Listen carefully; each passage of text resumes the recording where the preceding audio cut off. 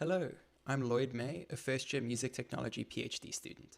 I'm a mid-20s white person wearing a grey shirt and glasses and have medium-length brown hair and a short beard.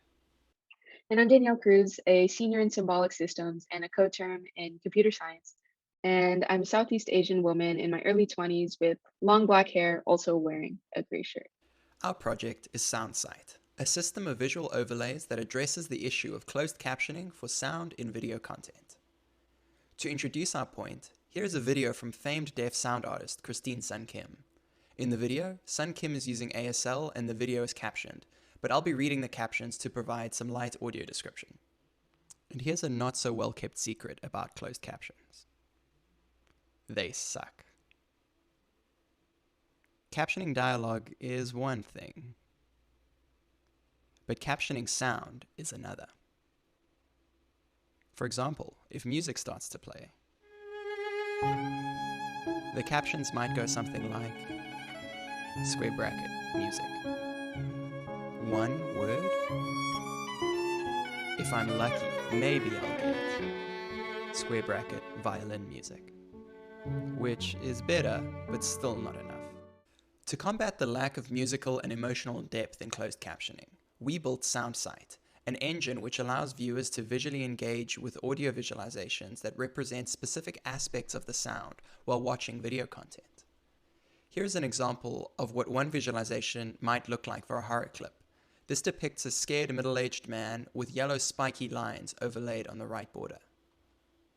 The system allows for various sonic parameters to be mapped to different aspects of the visualizer.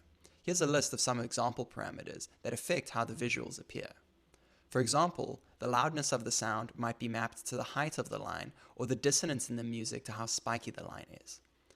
By building this engine, a SoundSight captioner could go in and manually edit any of these mappings over time to better fit the aesthetics of every single scene in a movie.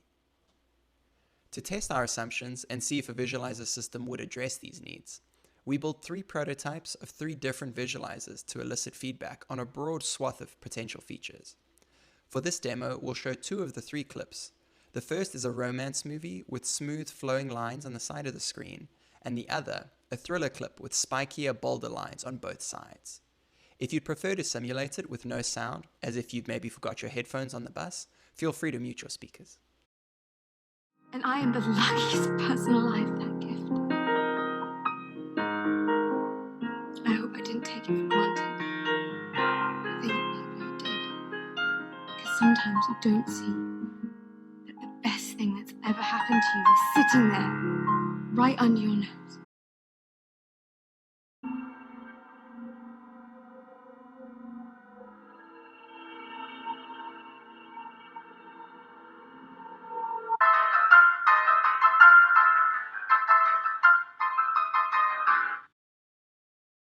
Using these prototypes, we conducted user studies with 3 different people, 2 of whom are deaf and 1 of whom is hard of hearing.